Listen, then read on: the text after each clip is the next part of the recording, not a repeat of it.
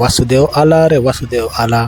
यो नमस्कार व्हिडिओ रामकृष्ण हरी. डिगरचा कृष्णाकाठ म्हणजे काळी माती निळ पाणी हिरवं शिवार. तर मित्रांनो, या हिरवळीप्रमाणे आमच्या मित्राची शेती आहे आणि आपण सध्या भूमी आहे ना, आपल्याकडे शेती नाहीये, पण घ्यायची भरपूर इच्छा आहे. आणि या शेतीप्रमाणे टवटवीत तुमचं आयुष्य मित्रांनो जाओ, यासाठी मी नेहमी सदिच्छा देतोय. फक्त एकच, तुम्ही आयुष्यात कशाचाही टेन्शनचा विचार करू नका. मात्र मित्रांनो, आजार हा फक्त टेन्शनचा सगळ्यात मोठा आहे. याच्या संदर्भात माझा एक महत्त्वाचा ब्लॉग येणार आहे बरं का मित्रांनो, की टेन्शन हे किती मोठ्या आजार एड्सपेक्षा देखील घातक आहे. या संदर्भात मी बोलणारच आहे. माझा एक ब्लॉग नंतर येणारच आहे. आणि वेगवेगळे जनरल ब्लॉग, जसे जीवनात माझ्या काय काय घडतात, कामासंदर्भात काय काय घडतात, किंवा नदीवर काय काय घडतात, असे जनरल सगळे मिक्स भाग मित्रांनो मी टाकतोय बरं का. माझे सगळे संमिश्र भाग आहेत.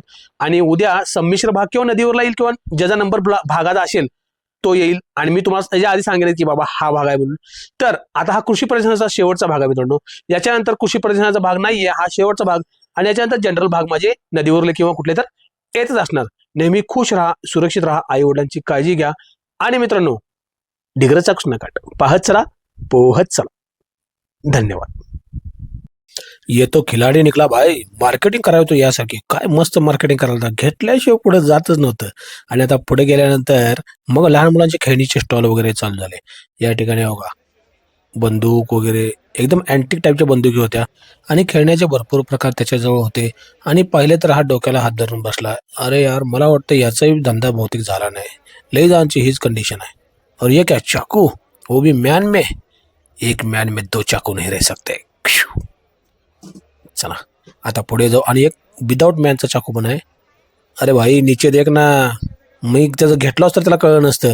मोबाईलमध्ये काहीतरी बोलण्यात गुंग येतो. आणि लहान मुलांचा खेळण्या स्टॉल.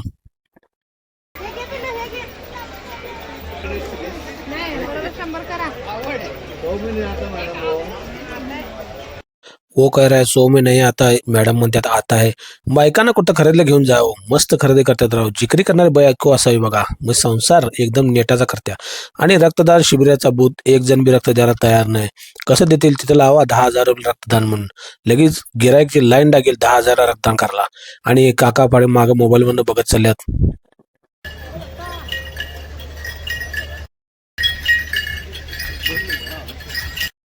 2 मिनिटात आलो असं सांगून तो गिरायकाला जात आहे. म्हणजे तो स्वतःचा ऊस गाळप करायला जात आहे. चला आता इथे खायचे भरपूर वस्तू वगैरे होत्या, पण काय खाण्याची इच्छा नव्हती. बरेच ठिकाणी टेस्ट करून करून पोट भरलं होतं. आणि आता बऱ्याच जणांकडे इथं स्टेजचा हा चौथा भाग आहे मित्रांनो बरं का. या ठिकाणी हा शेवटचा बूथ आहे. इथं आईस्क्रीमचा गाडा लावला आहे. आईस्क्रीमवर दुकान बघायला नको, सावरियाच असणार. आणि पुन्हा आपण त्या ठिकाणी आलो ज्या ठिकाणी आपण सुरमई, नदीतली सुरमई म्हणजे मरळ मासा, इथून सुरुवात केली तर आपण त्या ठिकाणी पुन्हा आलो. आता धन्यवाद म्हणायची वेळ झाली. चाललो आता आपण. आणि हा भाग आज अजून तुम्ही पुढे वेळ भरपूर आहे. मग पुढे काय काय घडलं असेल तर दाखवतो तुम्हाला मित्रांनो पुढे काय काय घडलं. आता जाताना बहिरूपी आणि वासुदेव आला रे वासुदेव आला. यो नमस्कार व्हिडिओ रामकृष्ण हरी. रामकृष्ण हरी म्हणून मी बाहेर चाललो. जे बगर पुरी भरी होती तर लय काय काय घेतलं असतं, पण सध्या 2च वस्तू घेतल्या 100-100च्या. आणि चला आता जाऊया. आणि उसाच्या रसाचा आवाज मात्र लांब लांबपर्यंत यालता.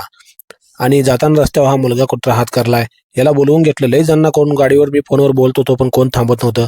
म्हणलं कुठे चाललाय बाळा, तर तो कॉलेजला होता इथं सांगलीला आणि येत होता शिरडोनवरून तिकडून येत होता. इतक्या लांबून 30 किलोमीटर कसं काय येत होता. तर कोणाला हात दाखवून यायचा जायचा. मग त्याला म्हणत चल तुला सोडतो ज्या ठिकाणी बस तुझी लागते. आणि तिकडूनच मला 1-2 किलोमीटर लांब पडलं. आणि तिकडून जाताना मी पेट्रोल पंपावर पेट्रोल भरलं. आणि इथं मारिले heaven must be really small because I can see in my mom's eye. म्हणजे स्वर्ग खरंच खूप लहान आहे, कारण मी स्वर्गाला माझ्या आईच्या डोळ्यात पाहतो. नक्कीच मित्रा, आईच्या डोळ्यातच काय, पायात देखील स्वर्ग आहे. आई वडिलांची सेवा करणं हाच स्वर्गाचा मेन गेल्यासारखा आहे स्वर्गात. आणि हा मुलाला मी जिथे सोडलं होतं त्या ठिकाणी तो थांबलाच होता. बहुतेक इथून बी तो हात करूनच जाणार. मी त्याला बस स्टॉपसाठी सोडलं होतं, पण तो हात करूनच जाणार होता. आणि जाताना गावाकडे मला प्रकाश दिसत आहे. आता बहुतेक हे लग्नाचा सीझन असल्यामुळे गावाकडे जाताना भरपूर ठिकाणी इथं मंगल कार्यालयात लग्न चालू होती. हे हुपरी गार्डन जाताना जाळ दिसत आहे, कारण की ऊसाचं फळ पेटवलं आहे. आता ऊसाचं सीझन संपत आलं आहे, कारण की ऊस लोक कारखान्याला पाठवत आहेत. आणि पुन्हा गावाच्या जवळ गेल्यानंतर एक मोठं मंगल कार्यालय आहे. तिथं देखील मला झगमगाट जोरात दिसला.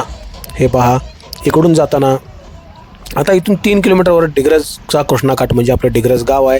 आणि या ठिकाणी आता उद्या मी नदी किनारचा भाग टाकणार आहे आणि जाताना ठराविक ठिकाणी जाळ थांबू वाटतं कारण थंडी भरपूर होती, पण जाळाचा विचार नाही केला. थंडीत देखील मजा. बघा चिलटं किती आहेत बघा, गाडीच्या समोर भरपूर चिलटं वगैरे याल ते.